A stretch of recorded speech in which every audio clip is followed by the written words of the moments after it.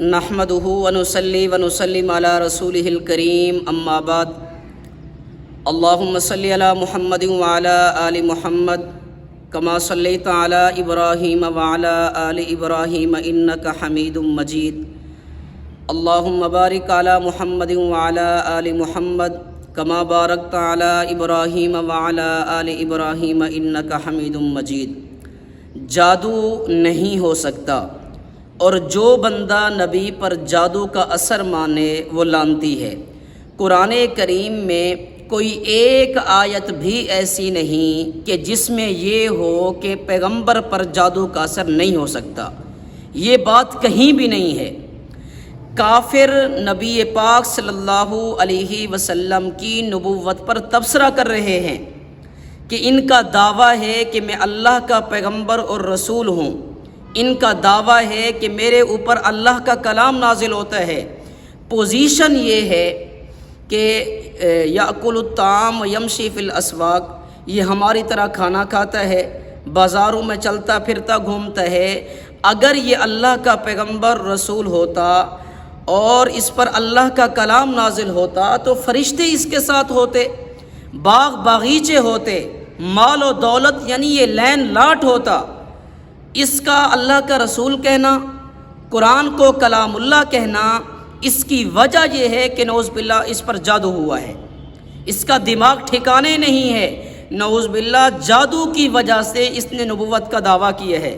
رجلا مسحورا کہنے کا معنی یہ ہے کہ سحر کے اثر سے اس نے نبوت کا دعویٰ کیا ہے، دماغ نعوذ باللہ اس کا ٹھکانے نہیں ہے، اس وجہ سے اس نے نبوت کا دعویٰ کیا ہے۔ کیا یہ مسلمان نبی پر جادو کا اثر اس طریقے سے مانتے ہیں؟ کافروں اور مشرکوں والی آیات کو مسلمانوں پر فٹ کرنا خود کافر اور مشرک کا کام ہے۔ یہ بات تو مسلمانوں نے کہی نہیں ہے اور یہ مسلمانوں کے ساتھ ملا رہا ہے۔ اب جب یہ مسئلہ آئے گا کہ قرآن پاک کی روشنی کے اندر پیغمبر پر جادو کا اثر ہو سکتا ہے یا نہیں، بس اب اس کے مقابلے میں آپ قرآن کریم کی کوئی ایک آیت پڑھیں جس میں یہ ہو کہ پیغمبر پر جادو کا اثر نہیں ہو سکتا۔ الحمد سے والناس کوئی ایک آیت بھی ایسی نہیں ہے کہ جس میں یہ ہو کہ نبی پر جادو کا اثر نہیں ہو سکتا۔ اب ان کی سب سے بڑی مضبوط دلیل ہے لا یفلح الساحر حیث اتی، کہ جادوگر کامیاب نہیں ہوتا۔ اسی طرح قرآن شریف میں ہے لا یفلح الظالمون، کہ ظالم کامیاب نہیں ہوتا۔ لا یفلح المجرمون، مجرم کامیاب نہیں ہوتا۔ تو کامیاب نہ ہونے کا ایک معنی یہ ہے کہ مجرم جو جرم کرنا چاہتا ہے، جو وہ عمل جرم کر رہا ہے، اس کا فعل وقوع پذیر ہی نہیں ہوتا، یعنی وہ جرم کرنا چاہتا ہے، کسی کو قتل کرنا چاہتا ہے، وہ نہیں ہوتا۔ ایک معنی یہ ہے کامیاب نہ ہونے کا، یا پھر یہ معنی ہے کہ اس کا فعل تو واقع ہو جاتا ہے، جرم والا قتل والا فعل تو واقع ہو جاتا ہے، لیکن حقیقت میں وہ کامیاب نہیں ہوتا۔ قتل کر بھی لے پھر بھی وہ کامیاب نہیں ہوتا، حقیقت میں وہ ناکام رہتا ہے۔ ولا یفلح الساحر حیث اتی، جادوگر کامیاب نہیں ہوتا۔ تو کامیاب نہ ہونے کا کیا معنی ہے کہ جادو والا فعل ہی واقع نہیں ہوتا؟ اس کا یہ معنی ہے کہ اس کا جرم والا جادو والا فعل ہی واقع نہیں ہوتا، بلکہ اس کا معنی یہ ہے کہ اس کا فعل واقع بھی ہو جائے، جادو اس کا ہو جائے، جادو کا اثر ہو کر بھی جس پر ہوا وہ ناکام نہیں بلکہ یہ ناکام ہے۔ اب وقتی طور پر موسیٰ علیہ السلام کے سامنے وہ لاٹھیاں سانپ بنی، مگر حقیقت میں کامیاب حضرت موسیٰ علیہ السلام تھے، جادوگر ناکام تھے۔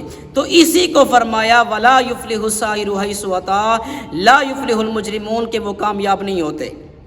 اگر اس کا معنی یہ ہے کہ ان کا فعل واقع نہیں ہوتا، ان کا جرم واقع نہیں ہوتا، ان کا فعل ہی وقوع پذیر نہیں ہوتا، تو آج یہ چوکیاں، پولیس تھانے یہ کیوں بھری ہوئی ہیں؟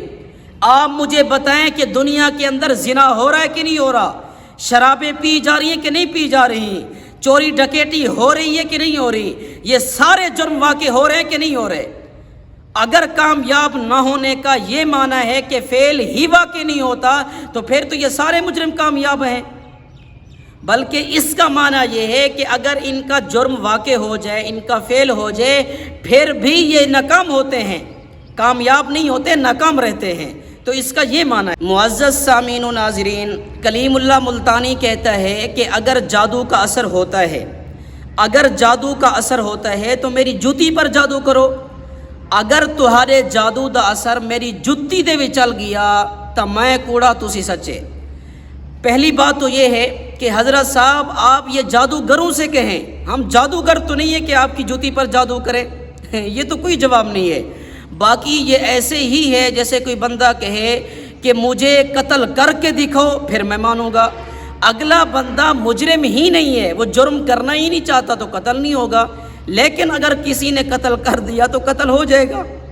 اگر کہیں کو پھڑکایا تو پھڑکیا پیا اسی، یہ کوئی بات بھی نہیں ہے۔ اب قرآن شریف کے اندر ہے فَيَتَعَلَّمُونَ مِنْهُمَا، وہ لوگ سیکھتے تھے ان دونوں سے، یعنی ہاروت ماروت سے، ما یفرقون بہ بین المرء وزوجہ، وہ جادو جس سے وہ جدائی ڈالتے ہیں مرد اور اس کی بیوی کے درمیان، یعنی وہ ایسا جادو سیکھتے جس کے ذریعے میاں بیوی کے درمیان جدائی کی جائے۔ وما ہم بضارین بہ من احد الا باذن اللہ، وہ نقصان نہیں کر سکتے کسی کا مگر بغیر اللہ کے حکم کے۔ ہم یہ نہیں کہتے کہ جادو کے ساتھ ہر حال میں نقصان ہوگا، ہوگا وہی جو اللہ چاہے گا۔ اب گولی کے ساتھ بندہ مرتا ہے الا باذن اللہ، کتنے لوگ ہیں 6 گولیاں لگتی ہیں پھر بھی بچ جاتا ہے۔ سوئی کے ساتھ بندہ مر جاتا ہے الا باذن اللہ، ہوگا وہی جو اللہ چاہے گا۔ وَيَتَعَلَّمُونَ مَا يَضُرُّهُمْ وَلَا يَنْفَعُهُمْ، وہ چیزیں سیکھتے جو نقصان دیں نفع نہ دیں۔ تو اب قرآن شریف کی روشنی کے اندر جادو ہوتا ہے، جادو کے ذریعے نقصان ہوتا ہے، میاں بیوی کے درمیان تفریق ہوتی ہے، آپ کہہ دیں، آپ اس قرآن کریم کی آیت کا انکار کر دیں کہ اس سے نہیں ہوتا۔ قرآن کریم کے واضح الفاظ ہیں کہ جادو کے ذریعے نقصان ہوتا ہے، میاں بیوی کے درمیان تفریق ہوتی ہے، آپ اس آیت مبارکہ کا انکار کر دیں کہ اس سے نہیں ہوتا، آپ انکار کر دیں۔ یہ میں نے مجمع الزوائد کی روایت پیش نہیں کی، بخاری و مسلم کی روایت پیش نہیں کی، میں نے قرآن کریم کے الفاظ پیش کیے ہیں، قرآن کریم پیش کیا ہے، آپ اس کا انکار کر کے دکھائیں۔ نہ خنجر اٹھے گا نہ تلوار اس سے، یہ ملتانی میرے آزمائے ہوئے ہیں۔